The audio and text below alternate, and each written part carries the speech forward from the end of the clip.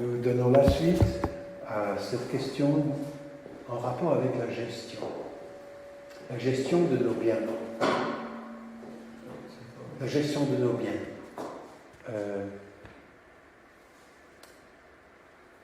Qui nous apprend à gérer nos biens? Qui nous a appris à gérer comme nous le gérons? C'est une bonne question. Autrement dit, qui est-ce que j'ai en tête lorsque je gère de la manière dont je gère? Bon, il y a des cours de gestion, il y a des cours d'éthique économique, mais on a la chance d'avoir dans l'Écriture beaucoup de passages qui en parlent. Et ce que nous faisons dans ces 2 heures, la première de hier, la seconde aujourd'hui, c'est plutôt d'essayer de voir ensemble. Nous traiterons aujourd'hui, dans la deuxième partie de cette soirée, de l'enseignement de Jésus sur Matthieu chapitre 6. C'est au milieu du Sermon sur la montagne, dans le chapitre où il s'occupe plutôt de ce que nous dirions être la spiritualité. Et là, surprise, non seulement il met dans le paquet la prière, le jeûne et l'offrande, ce que nous mettons habituellement dans spiritualité, mais il ajoute l'argent et l'inquiétude. Et nous, on se dit, mais attends, ça, c'est pas la spiritualité. Et c'est là qu'on se trompe. Pour Jésus, c'est jamais déconnecté. La gestion de nos biens et notre rapport à Dieu est toujours connecté, comme en Israël dans le temps, les 2 tables de la loi. Donc nous verrons la réponse de Jésus sur la question de l'inquiétude. Nous avons tous une inquiétude. Elle est saine, elle est bonne. Elle est bonne. Ça permet d'appréhender un danger possible et de voir venir. Et les remèdes qu'il préconise, donc dans un deuxième temps. J'aimerais revenir à ce premier temps qui était hier, cette parabole dite des mines. Vous vous souvenez, 10 qui reçoivent chacun une mine à gérer. Et il prend un échantillon de 3, Jésus, dans sa parabole. Un qui donne 10, un qui donne 5 dans son investissement, et un qui donne 0. Est-ce que vous auriez des remarques? Il y a des choses que j'ai dites peut-être trop rapidement hier, mais c'était une manière de dire, vous voyez, nous aurons à rendre compte de la gestion de nos vies. Et dans nos vies, il y a nos potentialités. Et nos potentialités, ce sont aussi le rapport à des biens qui sont matériels ou immatériels. Est-ce que quelque chose vous a frappé? Quelque chose que vous pouvez? Moi, ce qui m'a frappé, c'est que on est toujours un peu confondus des talents, et là, tu nous as vraiment montré la différence. Ah, il y a une différence, hein? La parabole des talents, c'est une autre parabole, même si elle ressemble en quelques points. Oui, merci. Des remarques sur des propos? Sur un talent, prendre 10 sur un seul talent, ça me paraît beaucoup. C'est beaucoup. Alors, qu'est-ce que c'est que le talent? Ça, c'est une parabole, c'est une image. Mais une image de quoi? C'est la bonne question, hein? Et si c'est une image de quoi? À faire valoir pour multiplier. Et c'est un bien du maître, c'est pas un bien de moi. Les récompenses sont assez extraordinaires. Il est généreux, le patron, hein? Il est vraiment généreux. Il donne la mise de départ, il donne le gain, il donne sa bienveillance, une parole, c'est bien, bon et fidèle serviteur, viens, on va festoyer, hein, c'est ça? Et celui qui en a 10, il reçoit même encore. Et c'est ça. Ça n'enchante pas tellement. Ça t'enchante pas. Qu'est-ce que Dieu va récupérer? Non, là, l'idée, pour ceux qui n'étaient peut-être pas là, c'est que Jésus précise, viens, puisque tu étais fidèle en ça, je t'établis dans un management, dans une gestion de 10 villes. C'est très politique. 10 villes, ça fait presque une province. Une décapole.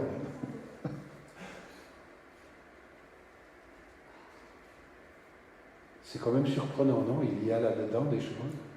Qu'est-ce que vous pensez que symbolisait la mine pour vous? Qu'il a investi? C'est les dons qu'on a. C'est les Quelle que dons. soit la valeur, la hauteur du don, Oui. quelle que soit la valeur pécuniaire, financière, tout ce qu'on veut, c'est la valeur morale, la valeur du cœur qui compte. Oui, c'est ce que ton cœur va faire de tes biens, quels qu'ils soient. Ouais. Ton cœur, c'est toi qui décide, qui gère. J'ai même essayé de donner le raccourci. 1 heureux donne 10 heureux. Est-ce que le Seigneur me fera la grâce que durant ma vie, il y ait 10 personnes qui ont été chamboulées pour le bien? Autrement dit, qui ont subi une conversion pour le royaume, c'est pour moi la même chose. Si vous me permettez l'expression, chamboulées pour le bien, ça vous va? Conversion à Jésus? Ou bien vous imaginez ça autrement? C'est bien ça. Une métamorphose orientée vers le bien. Bon, pas d'autres remarques? Vous n'hésitez pas, hein? C'est pour ça que sont ces soirées.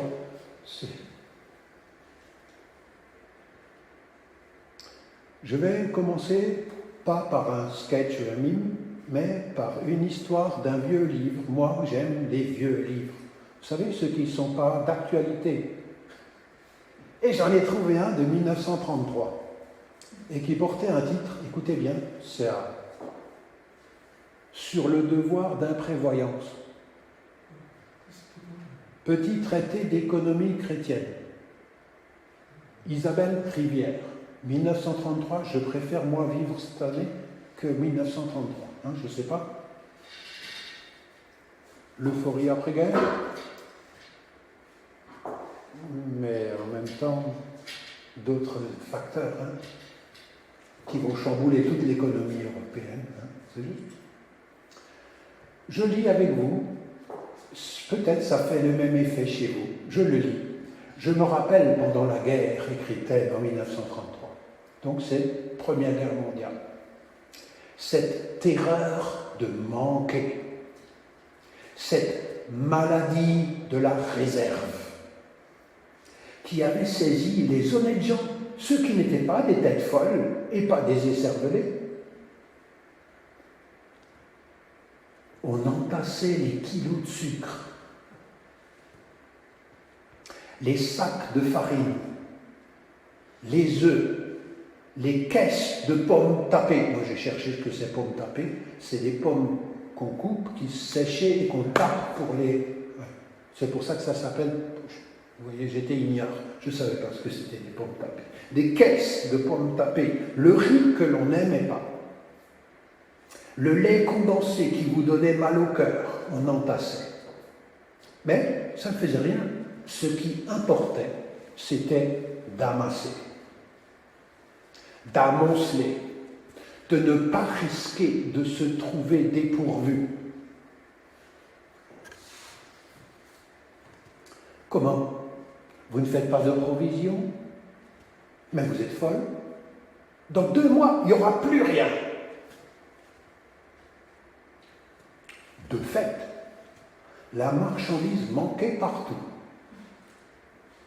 Je crois bien, car dans chaque famille, le salon était transformé en magasin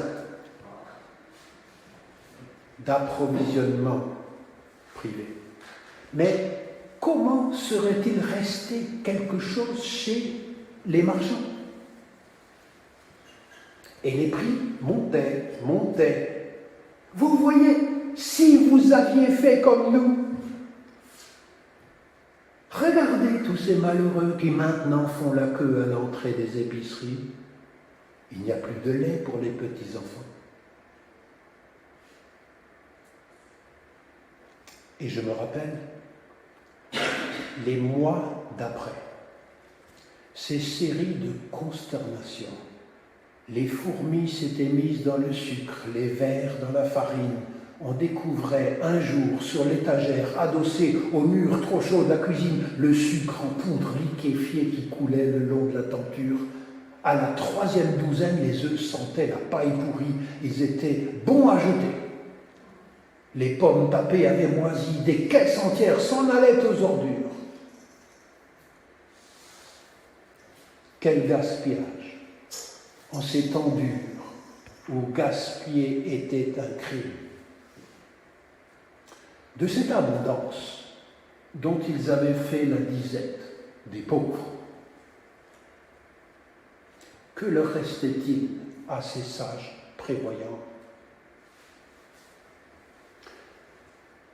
À combien de gens avaient-ils enlevé le pain du jour pour en faire leur gâteau du lendemain, qui n'ont pas pu manger? Je ne sais pas si ça vous fait la même chose que moi, mais je pense, on ne m'a pas raconté beaucoup d'histoires comme ça. On m'a plutôt, dans mon éducation, vanté les mérites de la provision. Mais c'était après la Deuxième Guerre mondiale.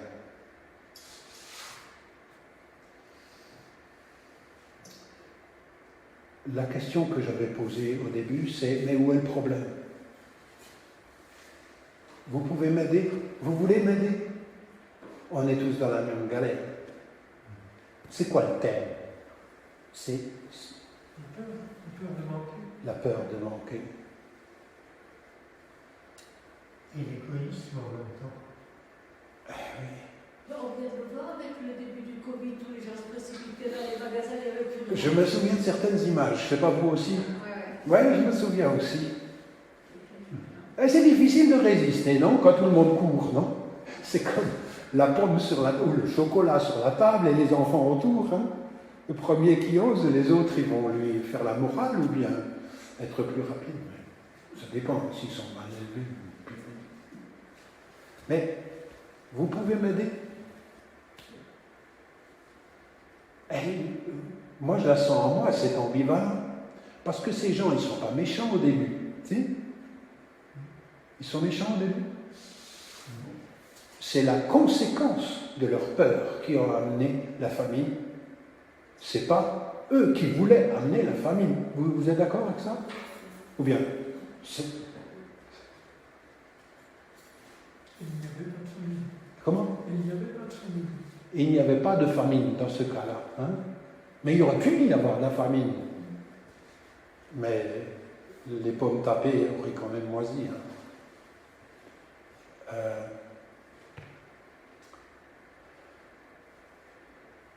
Je suis content que Jésus ait passé tellement de versets dans le condensé de son enseignement qui s'appelle le Sermon sur la montagne sur l'inquiétude. Parce que c'est quand même l'inquiétude, le moteur. La peur de manquer, qu'elle appelle maladie de la réserve. Vous vous souvenez?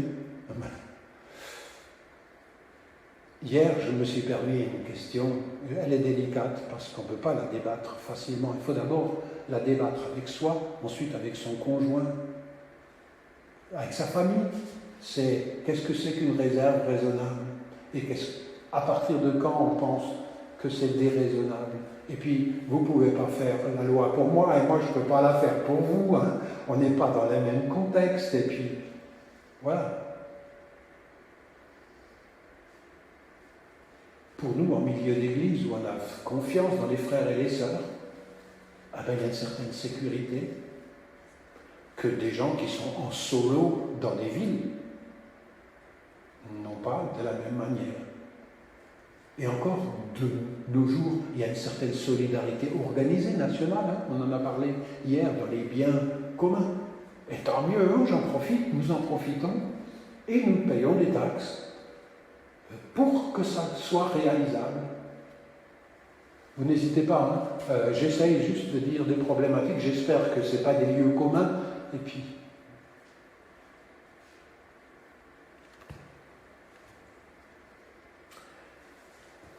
J'ai essayé de vous montrer pourquoi aimer Jésus et détrôner l'avidité, ça doit aller de pair. Si je ne détrône pas l'avidité, Ben encore, et c'est difficile à définir. Hein. L'avidité, on sait ce que c'est, n'avoir jamais assez. Hein. Remplir un trou sans fond.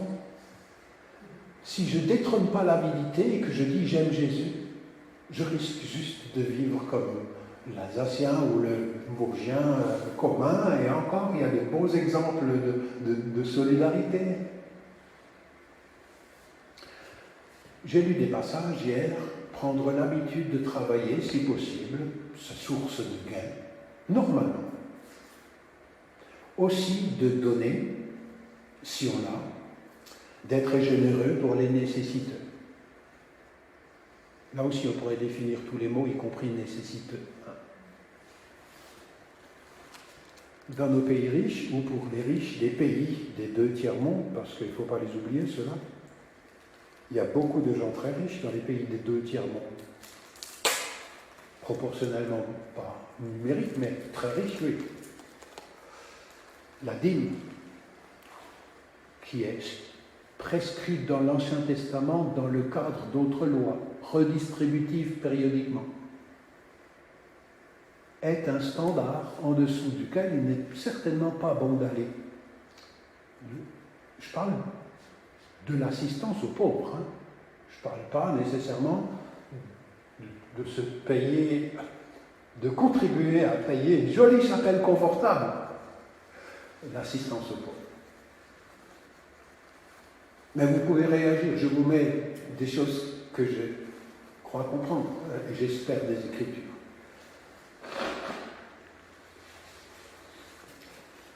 Si je comprends bien, le Seigneur est très conscient qu'il y a des gens qui vont réussir plus que d'autres et vont passer leur pactole à la génération d'après, qui vont être des privilégiés par rapport aux plus pauvres. Et le Seigneur a aussi ce souci, tous les 49 ans, d'un certain rééquilibrage. Et dans ce cadre-là, du rééquilibrage, la dîme, elle est juste. C'est la raison pour laquelle vous ne trouverez pas de commandement explicite payer la dîme dans le Nouveau Testament. Vous avez déjà réfléchi à ça? C'est parce que les riches devenaient de plus en plus riches.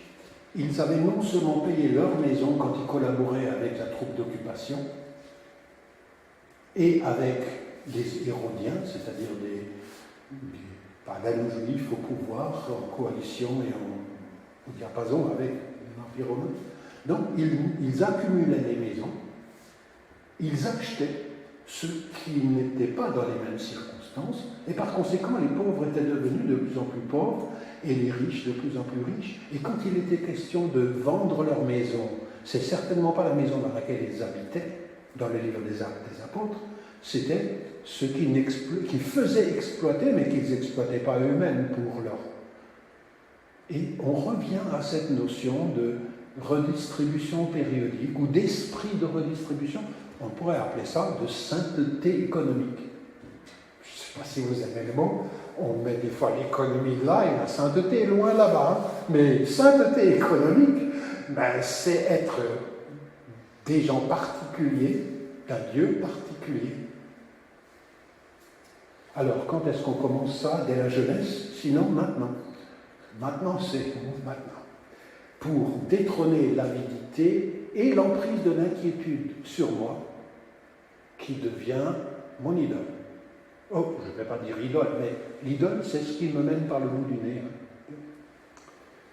Et découvrir, ce faisant, pour dire ça c'est négativement, ce faisant positivement, c'est par là que j'ai terminé hier, je ne sais pas, l'énorme capacité de faire du bien.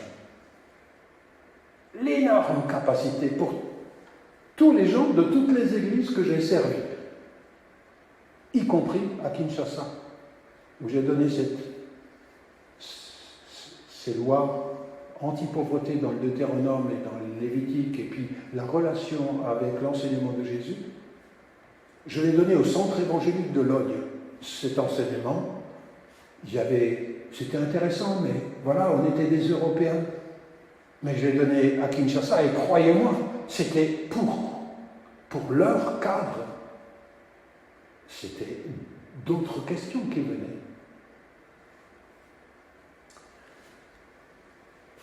on en tire de la joie. Parce qu'en fait, si on fait des réserves, on croit en tirer de la joie. On croit. Je me souviens de cette femme dans une sorte de palais de marbre. J'étais jeune pasteur. Elle m'a dit, venez, mon mari m'a quitté, mon fils vient de se suicider. Un palais de marbre. J'avais eu un salon comme ça. Bon, tant mieux, je veux dire, le Seigneur ne donne pas de l'anti-jouissance, comme on peut jouir d'un bon repas, et tant pis s'il coûte exceptionnellement, c'est la fête. Jésus pouvait faire ça aussi. Mais tout dépend. Tout dépend d'où on pense que vient ce après quoi on court, c'est-à-dire le bonheur et la joie. Quand l'Écriture nous dit « il y a d'abondantes joies devant ma face », c'est pas seulement dans la louange chantée le dimanche, c'est aussi dans le quotidien, par rapport à jouir, à voir, pouvoir, paraître, et tout ce qui mène les gens par le bout du bout. Alors, oui, c'est un objet cultuel que de gérer ses ressources matérielles, oui, matérielles. Personne d'autre n'est dans ma peau que moi. Mais vous, personne d'autre n'est dans la vôtre que vous, dans les situations et les conditions qui sont les vôtres. Et les dons de principe, qu'on peut décider avec ma femme, n'empêchent pas des dons spontanés quand l'occasion se présente et que tout d'un coup, c'est là qu'il faut agir. Et ça ajoute de la joie. Je reviens légèrement en arrière avant d'arriver à l'enseignement de Jésus. Vous essayez de comprendre pourquoi. Nous sommes créés pour vivre dans un monde de communion et d'intimité, de sécurité. Nous sommes créés par un Dieu qui a intensément voulu notre bonheur. Mais il y a quelque chose qui s'est passé, je vais le dire avec ma manière et en lien avec l'économie. Il s'est passé une rupture. Ma volonté d'autonomie, aussi économique, appelée la désobéissance, il n'y avait pourtant pas beaucoup de lois négatives, sauf tu ne mangeras pas de cet arbre de la connaissance. Autonome. A entraîné la peur et la vulnérabilité. Caïn et Abel prennent conscience qu'ils sont nus et vulnérables.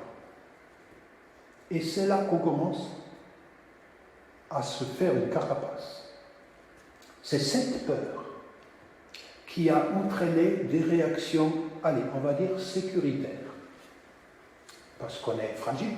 Ces réactions sécuritaires, je vais essayer de mettre des mots. On construit des villes, des forteresses. On construit des armes. Pas seulement pour se défendre. On fait des prudences excessives par rapport au prochain. On fait ce qu'on appelle de l'accaparement. On s'isole par rapport à d'autres. On manifeste des indifférences par rapport au sort d'autrui. On multiplie des assurances privées sans fin. Oui. Comment vous ne faites pas ça? Et ça vaudra la peine qu'on discute une fois quelles sont les assurances privées nécessaires, saines, légitimes. Et puis alors, je viens de la Suisse. À Genève, je peux vous dire qu'est-ce qu'on n'assure pas. Sauf la vie. Et on diabolise des gens, on se permet de le faire, parce qu'il faut bien dire qu'eux, on peut leur prendre les choses. Eux, c'est des sous-hommes.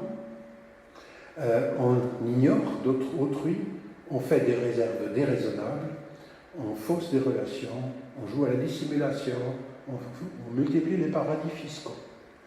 Enfin, voilà les mots qui me sont venus à l'esprit pour dire réaction sécuritaire. Vous n'hésitez pas, moi je dis ce que je comprends. Et puis, résultat.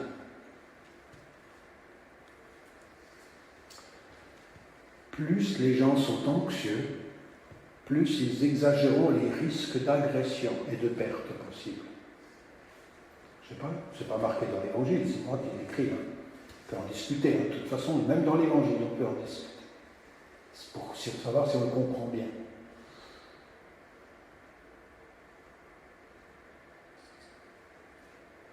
plus il y a de violence, plus les marchands de sécurité font de bonnes affaires. La violence, l'iniquité n'est pas une fatalité. C'est à cause de ça que le Seigneur est venu, pour mettre en échec les œuvres du diable.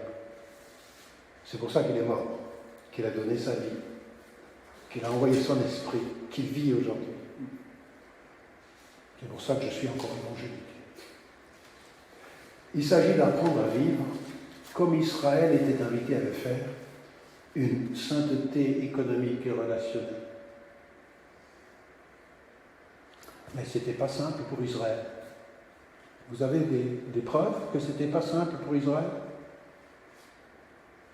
Allez, Israël sort de sa victimisation en Égypte, se met en route. À quel moment ça montre qu'il a un problème avec l'économie? Tout de suite. Et le veau d'or, et la manne, et les râles, et les poireaux d'Égypte. Hein? La manne, c'est le juste vivra par la foi, c'est-à-dire par la confiance. Et non seulement ça, mais il devait, avant le sabbat, croire 2 fois plus. Hein? C'est-à-dire, et ils n'avaient plus assez pour le lundi. Hein? C'est à chaque jour suffit sa peine, ou bien donne-nous aujourd'hui notre pain, et nous te faisons confiance, Seigneur. Bon, nous, on a des salaires pas tout au quotidien, on les a au mois, la plupart. Hein. Sauf s'il y a des récoltes, dans le cas, c'est tout le paquet au mois de septembre, octobre. Ou encore quand il y a de l'herbe. Maintenant, je voulais vous montrer autre chose. Vous avez vu, je me suis permis de dire violence et économie. J'ai réfléchi, où est la violence? Alors, mes mots sont compliqués, mais les idées sont simples. On est tenté d'abuser sur le dos d'autrui quand on a un pactole et qu'on est anxieux. C'est-à-dire le faire fructifier à des taux très élevés. Ça vaut la peine d'expliquer à nos enfants, et peut-être à nous aussi, comment un objet inerte comme de l'argent peut faire des bébés.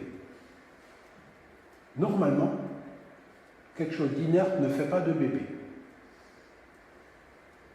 C'est en le faisant travailler. Mais en le faisant travailler, comment et par qui doit être la préoccupation des évangéliques ou des chrétiens en général. Comment et par qui? Il y a des banques plus éthiques que d'autres. Les banques qui ne sont pas éthiques, ce sont celles qui ne disent pas, parce qu'ils ne divulguent pas, où ils investissent leurs fonds. Vous arrivez à comprendre? Mais moi, j'aurais aimé qu'on me dise ça quand j'étais plus jeune chrétien. On m'a mis une spiritualité là-bas, sur le pardon des péchés, mais ça faisait trop politique de parler ça, surtout du temps où on avait peur tellement du communisme, etc. Et puis, on avait des raisons. Hein. Enfin, j'étais chrétien dans les années... jeune chrétien dans les années 75. 12. Peu importe. Le deuxième, non seulement tenté d'abus, mais le moteur, la peur de manquer, mène à la réserve. Et du coup, je suis obnubilé par le fait de combler ma réserve et les autres vont trinquer. Je me prive des autres. Parce que je vais bosser, hein, croyez-moi. Celui qui n'a jamais assez, il va bosser, hein, parce qu'il n'a pas le choix d'autre chose. Le travail fut sa vie, et il en est mort. J'ai rien contre le travail, il y a une dignité du travail. J'espère qu'on a tous ce plaisir d'un travail bien fait. La troisième, où je vois une relation de violence et certains modes d'économie ou bien de réserve, c'est que c'est mettre en route tout un mécanisme de défense très très coûteux pour la sécurité de ces réserves. Si vous aimez Jean de La Fontaine, relisez Le Savetier et Le Financier.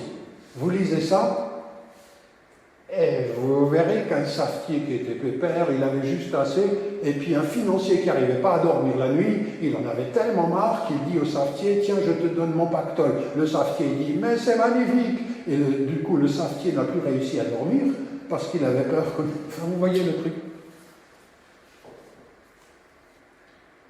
Moi, j'ai rien contre une réserve raisonnable. Encore une fois.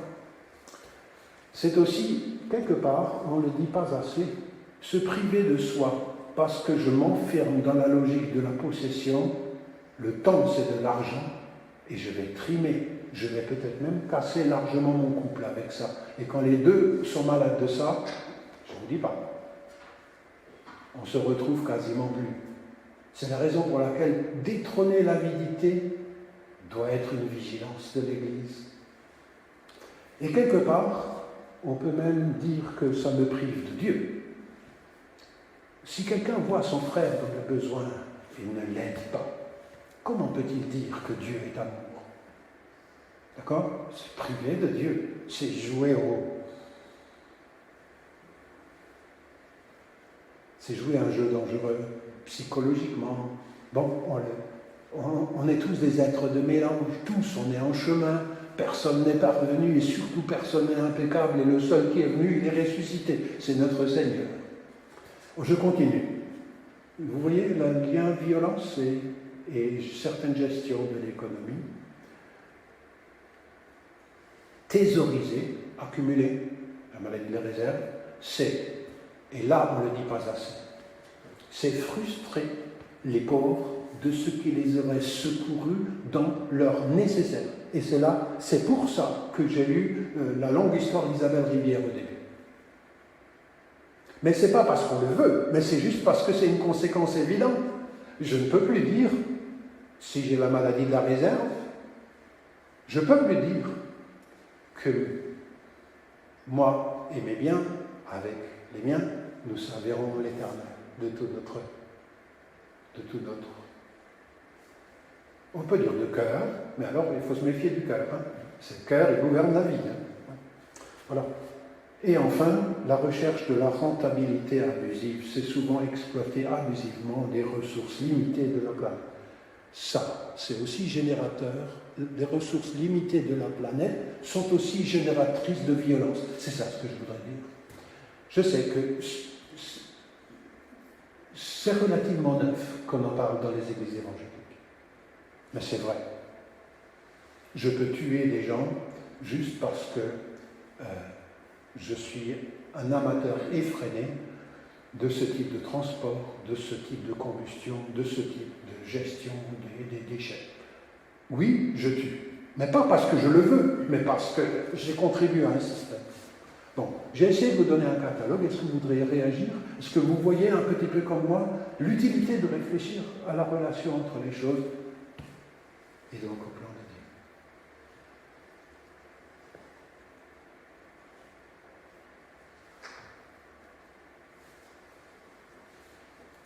Si on réfléchit sur la quantité de nécessiteux et de pauvres dans le monde, Oui. Ça nous dépasse. Oui. Et si on ressort de là juste culpabilisé.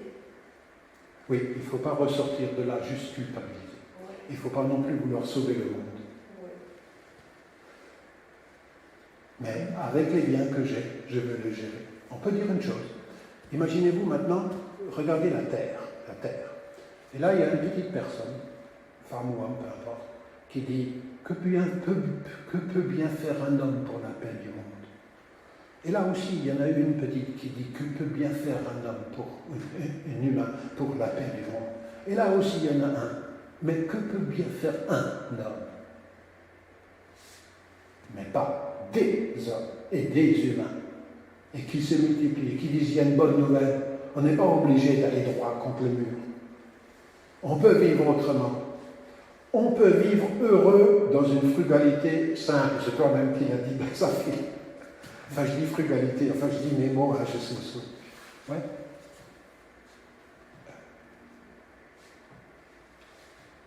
Vous voulez peut-être me fusiller, mais quand je pense que dans ce pays, il y a quelques 100 millions de téléphones, et quand je pense que dans le Congo-Ouest, on meurt à cause de ça, Oui. j'ai du mal. Oui. On meurt à cause de ça. Oui. Le cobalt, non, c'est ça. Non, c'est tout Oui. le Torah. Oui, ça doit être une préoccupation sans être une obsession. Il faut éviter de vouloir être le sauveur de tout le monde, et la deuxième, c'est d'être impeccable. On sera toujours en route avec nos parts d'ombre, mais ce n'est pas une raison pour laquelle on ne soit pas en route. Enfin, c'est un peu comme ça que je comprends la grâce. Je vous rends attentif à ça, on ne va pas tout lire le reste. L'amour de l'argent est la racine de tous les maux. Vous savez, c'est pas Jean de La Fontaine, là, hein, c'est la Bible. Et il y en a qui ne veulent pas croire, ils sont incroyants en ça. Eh bien, si je lis ça, pourquoi chercher l'origine du mal ailleurs que dans l'amour de l'argent? Autrement dit, du cumul. Hein. Vous voyez, on connaît tous ce verset, enfin je pense. Hein. L'amour de l'argent est la racine de tous les maux, dit Paul. C'est juste pour dire que quand nous on dit diable, il ne faut pas imaginer que l'économie n'est pas mêlée. Hein. Et quand on dit amour de l'argent, ce n'est pas l'argent qui est racine de tous les maux. Vous voyez la distinction? C'est le fait d'être possédé, d'être dominé, d'être formaté, envoûté, trompé. Mais si je reviens à Isabelle Rivière, qu'est-ce qu'il faut faire? Qu'est-ce qu'il faut faire? Aucune réserve. Qu'est-ce qu'il faut faire quand on est une minorité?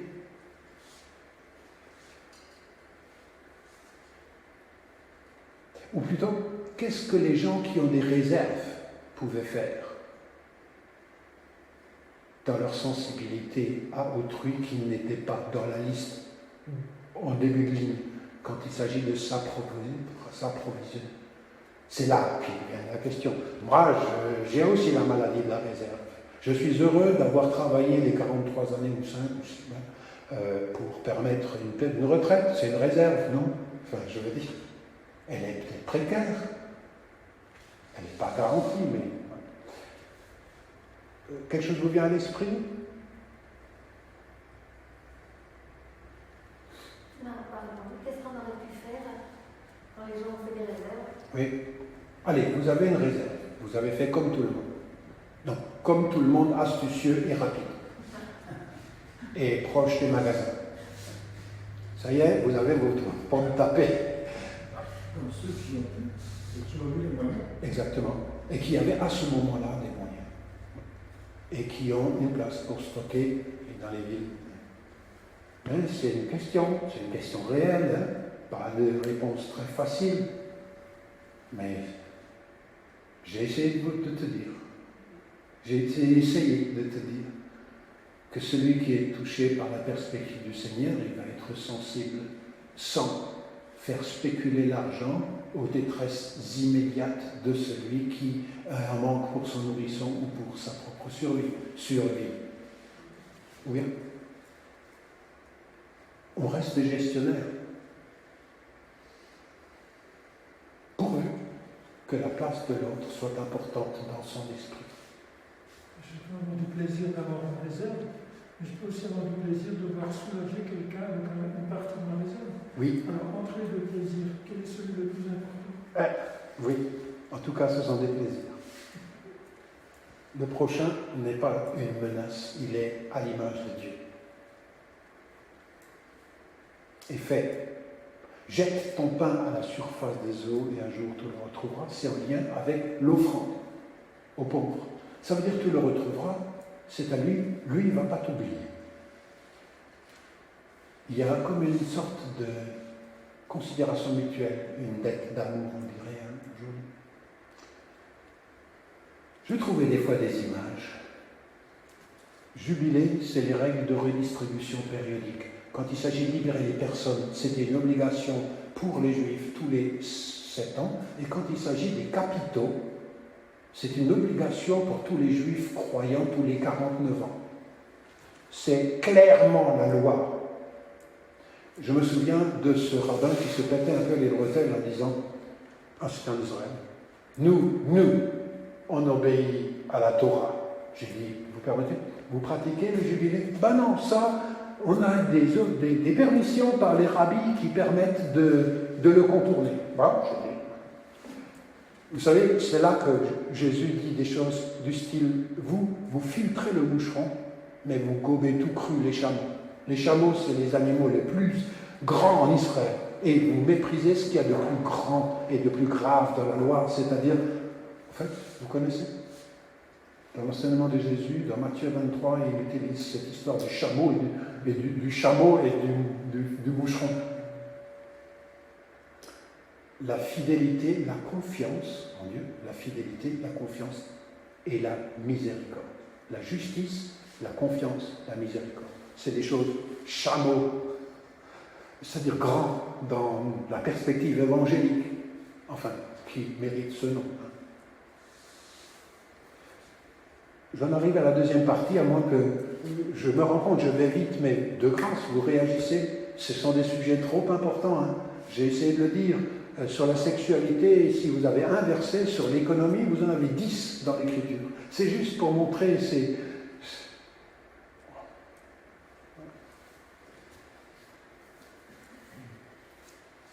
qu'est-ce qui pèse dans ma révérence de Dieu? C'est ça, ce que demande cette... Qu'est-ce qui pèse dans ma révérence de Dieu? Sinon, on arrive à l'enseignement direct de Jésus sur l'inquiétude. Ça va? Écoutez, je le cherche dans le chapitre 6. Dans ce chapitre 6, il y a des choses de spiritualité, des règles générales. Fais pas ton truc religieux devant les hommes. Pour être vu, fais-le devant tout votre Père. Et votre Père qui est dans les cieux, votre Père qui est dans le secret, vous le rendra. Ça veut dire quoi? C'est un bon placement. Quand lui le rend, c'est un bon placement. Donc, quelles sont les prières, les jeûnes et les offrandes qui sont des bons placements? Il prend l'aumône, ça c'est facile à retenir. Il prend la place de mes besoins, c'est notre Père, vous avez remarqué? Il y a une place dans l'anxiété de la prière. Il y a une place dans la prière pour l'anxiété. Mais c'est en place numéro 2. C'est pas en place numéro 1. Ça c'est notre Père. Mais. Ça, c'est Jésus, notre Père. D'abord toi, après la place juste de mes besoins. Et enfin, le jeûne, on n'en parle pas maintenant, mais la richesse et l'inquiétude, on va en parler. Vous avez compris, on parle de ce qui est à l'intérieur de nous. Est-ce qu'il y a un remède? On va essayer de comprendre. Je passe rapidement sur l'aumône. Quel est le but? Une économie plus fraternelle et redistributive. La question que je pose des fois dans les églises, c'est est-ce que tu donnes par charité ou tu donnes par justice? Ah, mais moi je ne suis pas obligé. Ah ben, non, tu n'es pas obligé. Mais réfléchis, si c'est une justice de Dieu, ou si c'est une charité comme ça qu'on donne, vous savez, de haut en bas, c'est pas la même chose. Et les deux sont donnés. Mais je vous invite à considérer que c'est une justice de Dieu redistributive que de gérer nos biens pour son bien et le bien du prochain. C'est toute une conversion mentale. La deuxième chose, c'est la prière. Ouais, on l'a vu, 3 premières choses les plus importantes. D'abord Dieu, ton règne, ta volonté, ta réputation. Et ensuite, 4 choses à nous, et parmi les 4 besoins, c'est notre pain de ce jour. Et ça rappelle Israël et la manne. Et c'est simple, la prière, mais ce n'est pas le sujet, mais c'est juste pour vous dire, c'est aussi présent dans la prière. Et enfin, vient le traitement que fait Jésus, c'est le plus long développement sur un sujet que fait Jésus. C'est l'argent et l'inquiétude. Dans le Sermon sur la montagne, c'est le plus long. Ça veut dire qu'il y a du boulot. Et je suis tellement content que les vieux apôtres, avant de mourir, se sont dit hey, pour que vous inventiez pas un nouveau Jésus, moi je veux vous dire ce qu'a été l'enseignement de Jésus. Je suis tellement content qu'on ait des évangiles.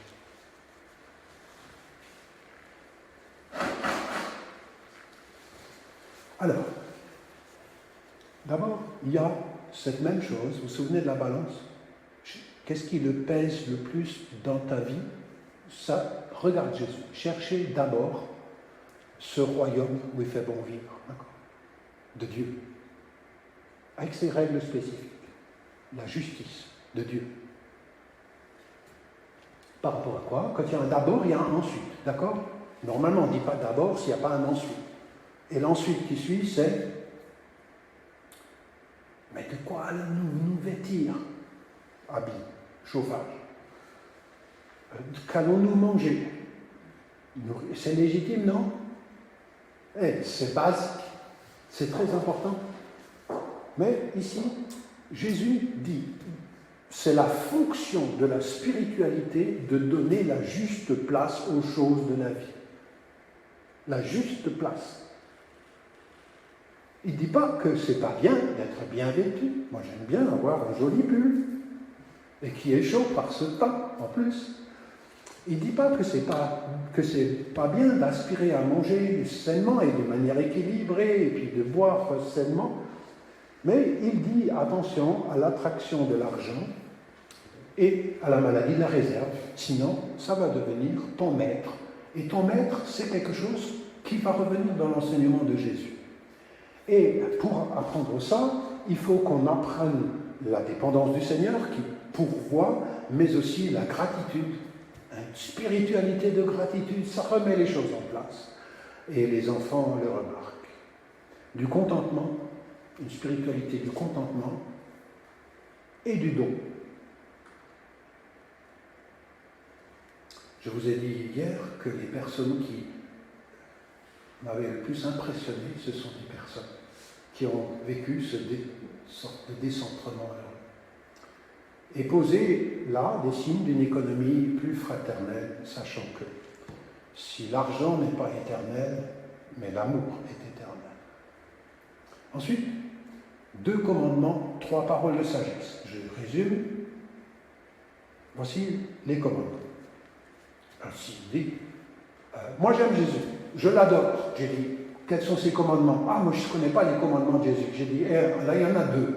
On va commencer par là. C'est vrai, non?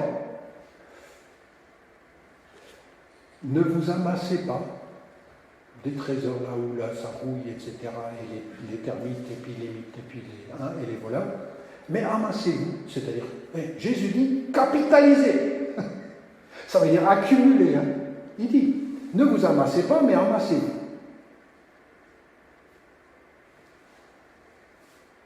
Et le 2e commandement, ne vous inquiétez pas, mais inquiétez-vous. Enfin, il dit comme ça. Ne vous inquiétez pas du futur, du manger et du vêtement, mais cherchez, ça veut dire c'est une forme d'inquiétude, hein. Recherchez. D'abord, le royaume de Dieu et sa justice, et le reste, pour lequel vous vous inquiétez, sera donné de surcroît.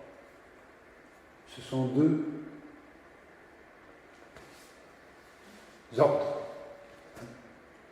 Alors je reviens au premier.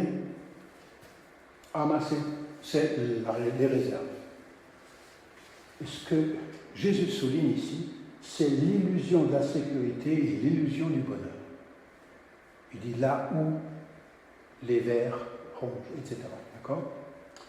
La réalité, c'est que moi aussi, je suis un sacré agité pour ma propre sécurité. La répression des soulèvements des nationalistes juifs du temps de Jésus, prédite par Jésus, suivra avec les pertes que ces gens qui ont accumulé voulaient éviter. Je vous explique. Ça s'appelle les zélotes ou les sicaires. Les zélotes et les sicaires, ce sont des nationalistes, comme il en existe partout, mais qui ont choisi le mode de secours violent. Et ce sont les enfants des Maccabées. Les Maccabées étaient des révolutionnaires violents. Et pour eux, et à cause d'eux, Jésus va dire, faites pas ça. Dans une génération, il ne restera pas pierre sur pierre si vous allez dans ce sens. Et la crucifixion de Jésus, il a dit, vous voyez ce temps, il ne restera pas pierre sur pierre. Et en fait, tous les collabos qui ont multiplié les maisons, qui ont frustré les gens du nécessaire en Israël, ils vont être zigouillés par les nationalistes. Enfin, regardez ce qui s'est passé après la Deuxième Guerre ici. Je ne le justifie pas, hein. Comprenez bien. Et ensuite, tous ceux qui ont zigouillé les collabos, ils vont être zigouillés. Il y a un mot pour ça. Hein. par les Romains qui vont venir et faire leur loi. Et ça, c'est l'an 70. Donc ce qu'on a lu qui était si terrible, vous vous souvenez à la fin de la prédication hier? Et vos richesses sont pourries. Vous vous souvenez?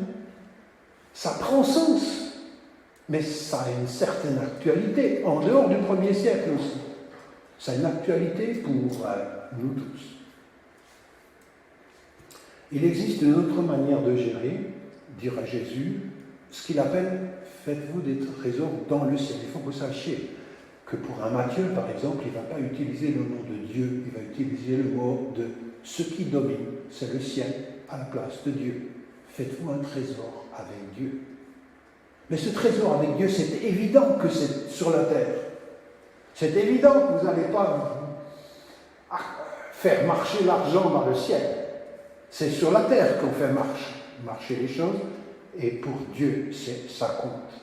Autrement dit, pour le royaume de Dieu, ça compte. Aucun risque de perte dans ce cas-là.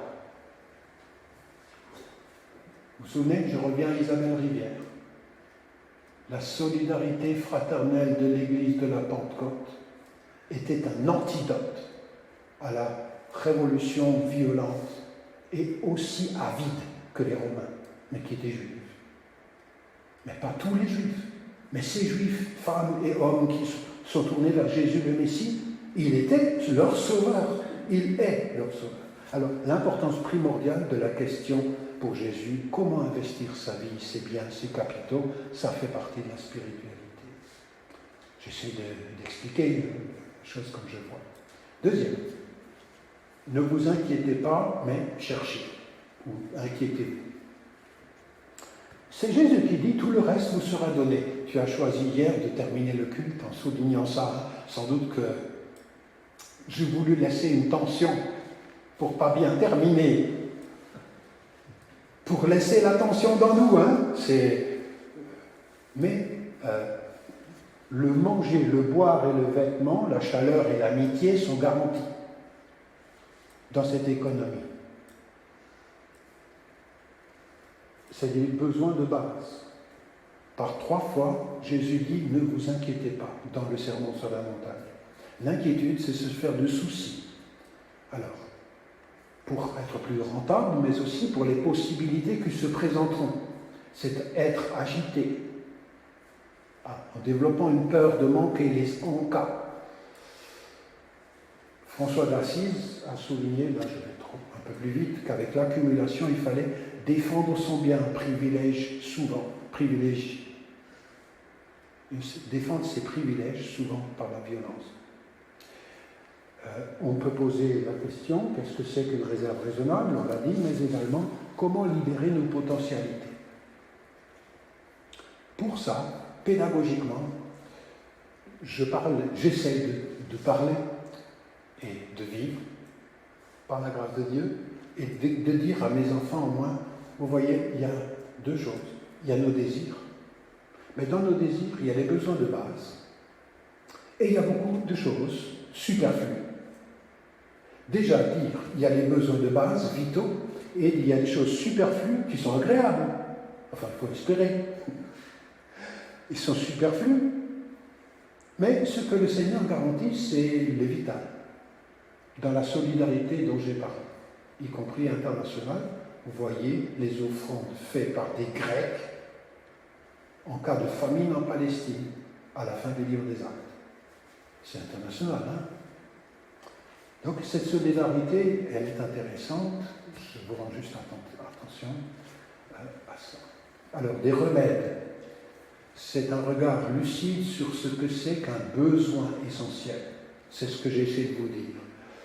Le dictionnaire parle d'une exigence née de la nature ou de la vie sociale. Une exigence. Mais dans le dictionnaire, vous avez aussi, au pluriel, les besoins.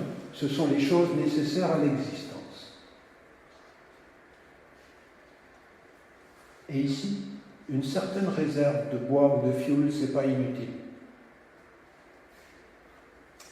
Et ça pose la question, qu'est-ce qui est nécessaire? À mes jeunes, je dis, il y a une différence entre la nécessité et le désir. Je l'ai dit, par exemple, j'ai besoin de basket. Bon, il y a des baskets et il y a des baskets les plus chères. Ce n'est pas nécessairement la même chose et il y a des baskets et des baskets de marque. Et ce n'est pas nécessairement les marques qui sont les plus solides non plus, mais je veux les marques. C'est pas simple. J'essaie de jouer ça avec les adolescents, mais je peux jouer la même chose avec l'adulte que je suis. Donc, il est important de connaître la liste des choses nécessaires, sinon les superflus vont avoir la capacité de me tyranniser, de m'isoler. C'est vrai, non?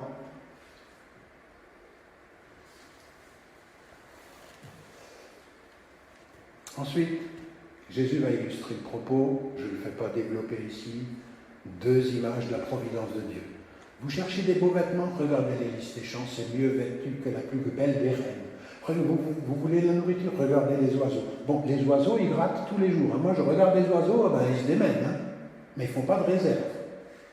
D'ailleurs, je me demande comment ils passent l'hiver parfois. Non? Les oiseaux, les lys, Dieu sait prendre soin du moindre, la petite fleur et l'oiseau. À combien plus forte raison, vous, les disciples, il prendra un soin plus grand. C'est ça la logique de la démonstration de Jésus. Ce n'est pas juste une comparaison d'égal à égal. Mais inquiétez-vous du règne de Dieu et de sa justice, dans le chapitre 6. Ici, il y a une phrase qui me paraît si importante. Si je l'ignore, elle me gouverne. Mais si je la regarde dans les yeux avec Jésus et par la force du Seigneur, elle me libère. Dans la logique de l'anxiété, de l'inquiétude, je ne peux pas donner car ce serait perdre. D'accord?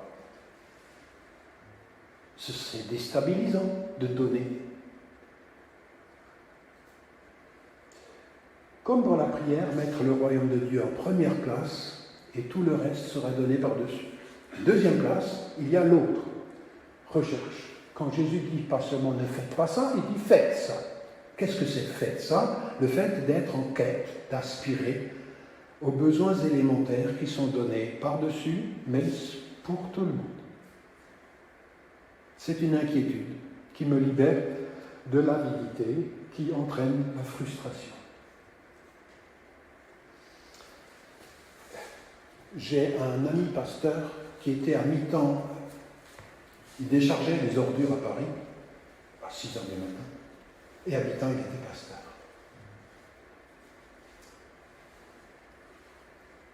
Et c'est lui qui il a fait des études avec moi, et il parlait, le nécessaire, c'est déjà la fête. Moi, jusqu'à ce que ça pénètre dans mon esprit, le nécessaire, c'est déjà la fête. Mais j'avais des étudiants à Kinshasa, ils mangeaient 1 repas par jour quand j'en avais 3. Un. J'ai dit, mais qu'est-ce que tu fais? Les autres, ça passe dans le bus pour venir vous écouter, monsieur.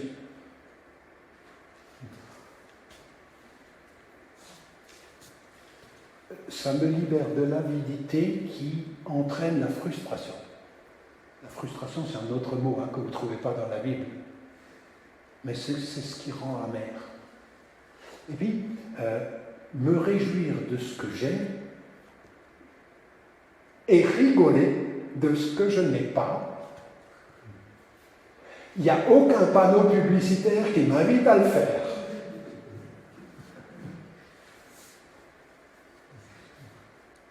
Me réjouir aussi, et c'est là qu'il y a la conversion du Saint-Esprit, de ce que l'autre est l'essentiel. Je relis ça. Je remplace une frustration par une réjouissance. Et ça, c'est le Saint-Esprit. C'est une transplantation d'esprit et de mentalité. Je veux croire que c'est ça, l'action du Saint-Esprit. Me réjouir de ce que l'autre est l'essentiel.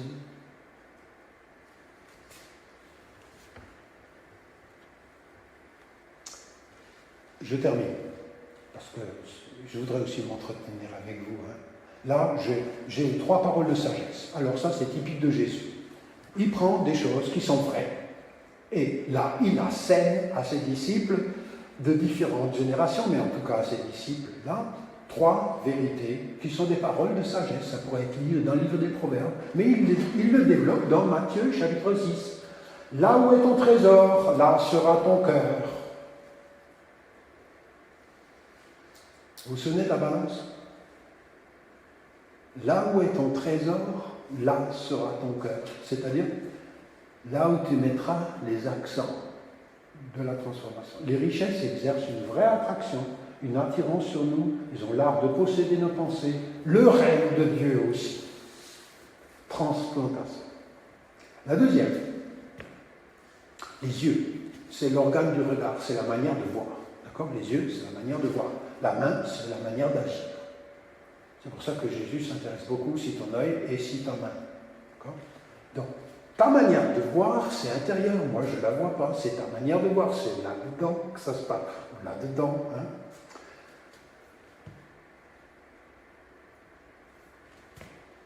Si ta manière de voir est en bon état, et bon état en grec, c'est le même mot que généreux. C'est drôle, hein? Si ton œil, si ta manière de voir est généreuse, tout ton corps en sera bénéficiaire. Et ça, c'est une question de foi. Est-ce que ça rend heureux de suivre Jésus? La réponse est vraiment oui. Ça ne veut pas dire que de temps en temps, pour un plus grand bonheur, et j'ai dit pour un plus grand bonheur, et pas parce qu'on est maso, on peut faire du renoncement. C'est pas parce qu'on est maso, c'est pas parce qu'on méprise le matériel qu'on renonce. C'est pour un plus grand bonheur qu'on peut choisir de renoncer. S'il est malade, catastrophe. J'aime bien le réalisme de Jésus, je l'ai déjà expliqué en rapport avec d'autres choses. Et enfin, il dit, nul ne peut servir de maître. En fait, il n'y a même pas de choix, c'est oui, oui ou non, non. C'est Mammon, une personnification, un maître d'esclaves, où il choisira Mammon, c'est l'argent personnifié. Je vous rappelle ce que Paul avait dit, c'est l'amour de l'argent et le maître. Et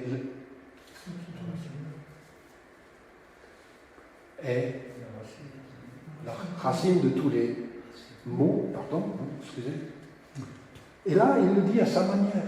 Il dit, vous voyez, vous avez ce roi-là avec son économie-là, et vous avez ce roi-là avec son économie-là, et vous ne pouvez pas choisir les deux en même temps. Bon, on peut faire du strabisme divergent, hein, c'est-à-dire j'adore Mammon avec mon étrange, mais ça fait mal à la tête. Ça ne va pas pour le corps. Impossible d'être le serviteur de 2 maîtres. Donc, détachement ou attachement, impossible de concilier les deux, car les deux demandent à être servis. Est-ce que vous avez une remarque sur cette accentuation de l'économie par Jésus via des sagesses?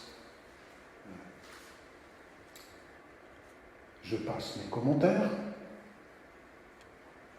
Je reviens à cette image que j'ai montrée déjà sur pouvoir et jouir. Vous vous souvenez des 2 autres sujets?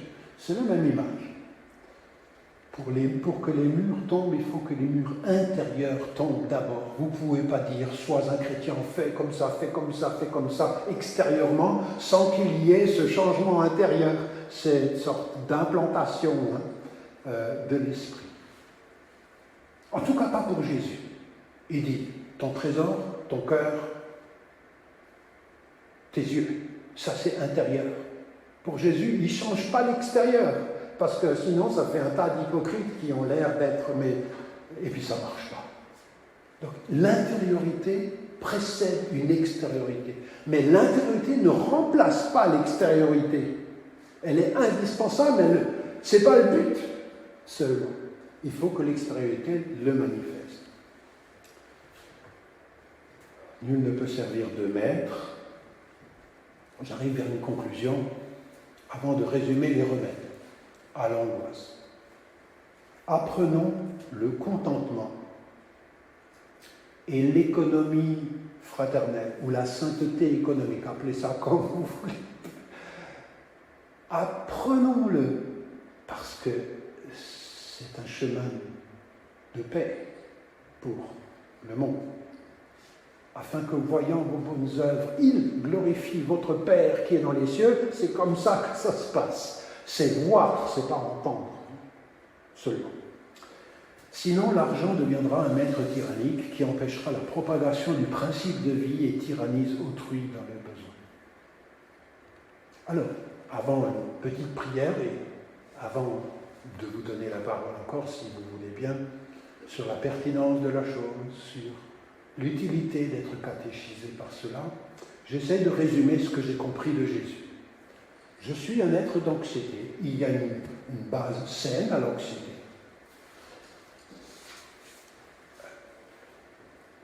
Mais pour qu'elle ne domine pas ma vie, il est important, que je développe la confiance en ce Dieu qui pourvoit. C'est toujours encore « donne-nous notre pain » et pas « donne-moi mon pain » dans la prière de notre Père. La confiance en ce Dieu, avec une capacité d'admiration, on peut le renforcer par des gratitudes, c'est une discipline de vie, je pense que nous le pratiquons, et puis c'est bien de continuer à le pratiquer, et je le pratique même tant que c'est chez nous. Peu importe la visite qui vient, on fait courtement, je dis, est-ce que vous êtes d'accord qu'on fait comme on fait d'habitude? Je n'ai jamais entendu quelqu'un qui a dit, non, moi je ne veux pas, laissez-moi sortir, je reviens quand vous avez fini. Mais voilà, la deuxième, c'est la leçon du Notre Père. Prier le Notre Père, c'est empêcher de prier une autre prière païenne qui dirait, Notre Père, remplis-moi de mes besoins et mes aspirations sans fin.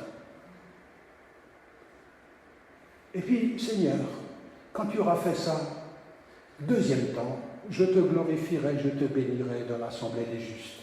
Ça, c'est païen. Ça ressemble à notre Père, mais c'est tellement païen. Vous voyez le renversement que fait Jésus. Le troisième remède, c'est des anxiolytiques que le Seigneur nous donne ici, hein, vous êtes bien d'accord? C'est la méditation de l'espérance. Elle ne voudrait pas avoir de responsabilités sur des vies, hein, j'ai entendu. Hein. Mais il se trouve que notre vie, ici, maintenant, a un sens dans l'espérance. C'est une sorte d'école, de cadre, de la gestion de nos biens. Pourquoi le Seigneur fait ça? J'en sais rien, je ne suis pas dans ce petit papier. Mais en tous les cas, dans la parabole des mines, c'est une phase test. C'est une phase test que nos vies, pour quelque chose qui servira à la gloire de Dieu et à grande échelle. Ça, j'ai pas beaucoup entendu parler dans l'église dans laquelle j'étais, parce qu'on parlait du ciel, mais c'était tellement désincarné le ciel, quand j'étais jeune converti.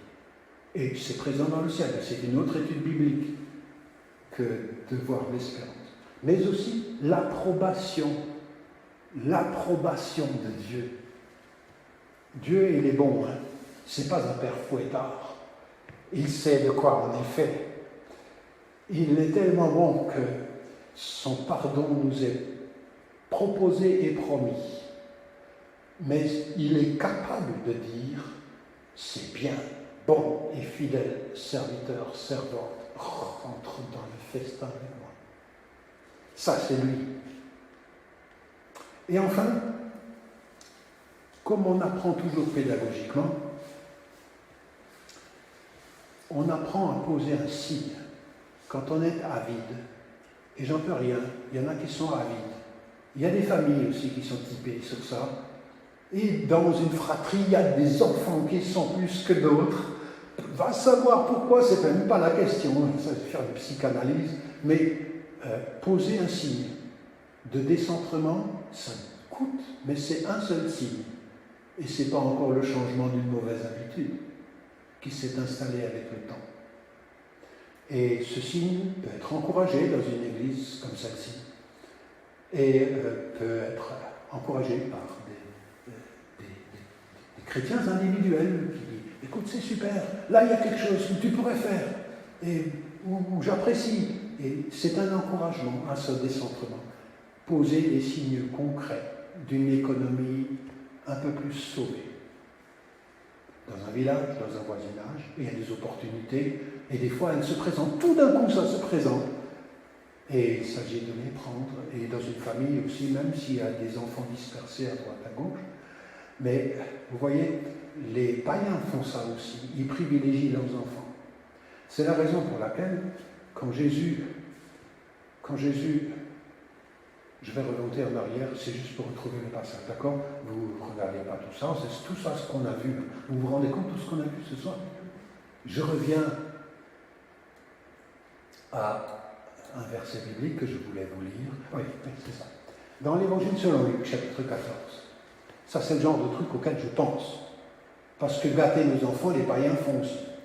D'accord? C'est même Jésus qui l'a dit.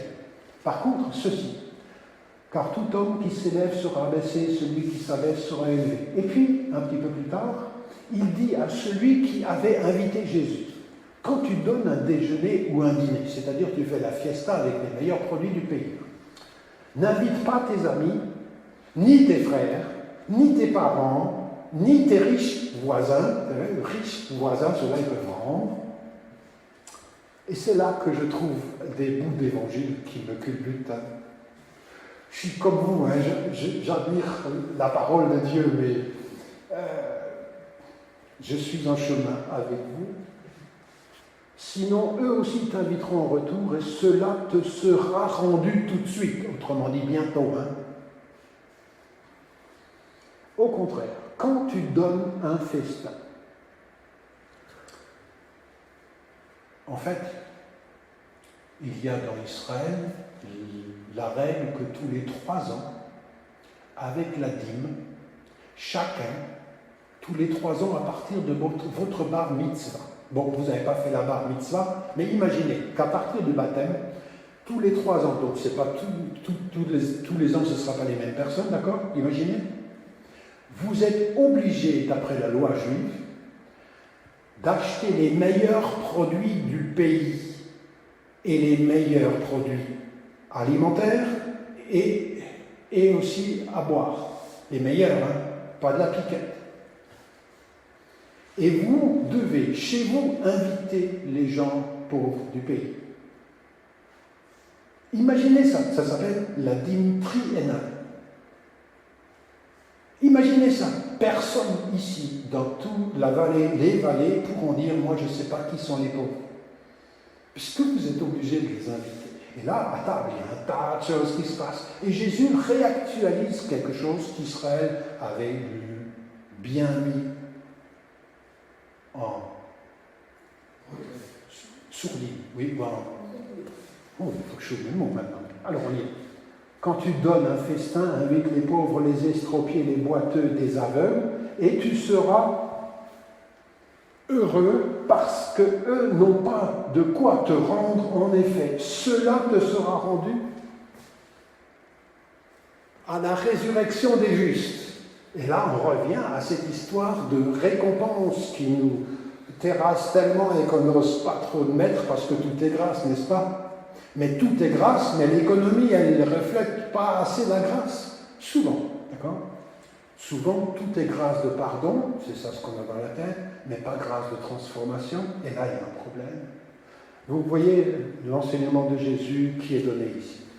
Écoutez, moi j'ai terminé pour ce que j'avais préparé sur la question de l'inquiétude et de la réserve déraisonnable, et dit positivement pour la logique d'une sainteté économique. Est-ce que vous aurez des remarques à faire?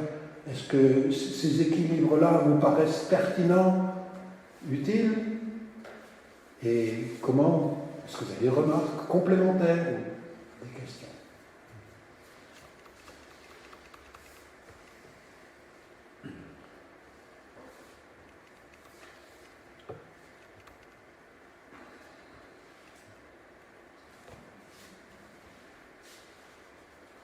gens qui pensent que leurs trésors vont les suivre quand ils seront dans le cercueil. Alors que ce que tu viens de nous dire, c'est que le trésor doit nous précéder avant notre mort et l'envoyer au ciel déjà avant. Oui, Et non pas attendre qu'il soit là. oui, c'est intéressant. Oui, oui, oui. Il n'y soit pas. Oui.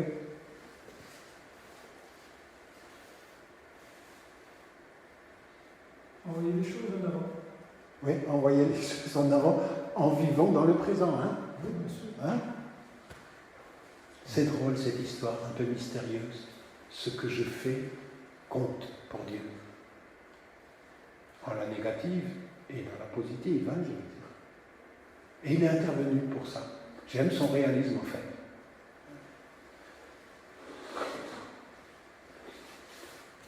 Pas d'autres remarques? On a de quoi décanter? Avec le Seigneur, c'est assez typique. Et on a de quoi mettre en pratique. Je vous propose cette prière. Je l'ai un petit peu façonnée. Seigneur,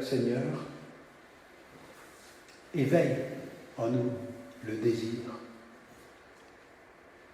que tu deviennes ou restes avec ton projet de communion,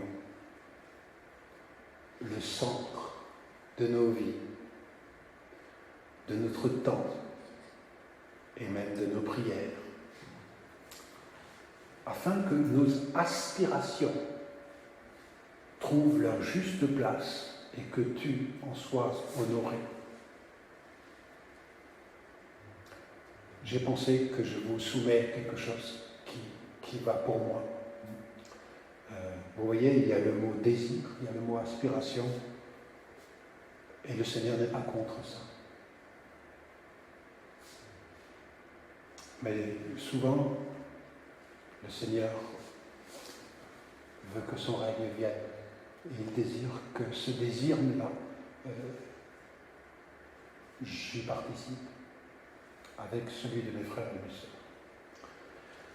J'avais écrit 2 bafouilles en son temps, grâce et économie, plaidoyer biblique pour une attitude généreuse. Vous avez là les règles de l'Ancien Testament aussi. Ou bien celui-ci, consommation et gestion du temps. Je l'avais fait avec un autre éthicien qui s'appelle Louis Schweitzer, mais pas celui des automobiles. Ou bien vous avez aussi quelque chose qui m'a parlé profondément, la justice et l'abondance de Frédéric de Coninck. Alors écoutez, c'était une étude biblique particulière. Il est bientôt 9h30 et puis je sais que nous avons aussi besoin d'une bonne nuit réparatrice. Ceux qui sont en couple ou deux peuvent en parler autour d'eux. Hein. Et puis, sinon, on peut toujours revenir sur un enseignement ou l'autre si vous le souhaitez. Donc, vous voyez un peu l'équilibre que j'ai amené. J'ai commencé pas avec l'Ancien Testament, j'ai rien développé, mais j'ai fait allusion. Et puis ici, on a plus focalisé sur l'enseignement de Jésus. Et ici ou là, j'ai donné des références des autres apôtres qui sont intervenus dans le Nouveau Testament. Voilà, merci pour votre participation. Très bonne nuit à chacun et chacune.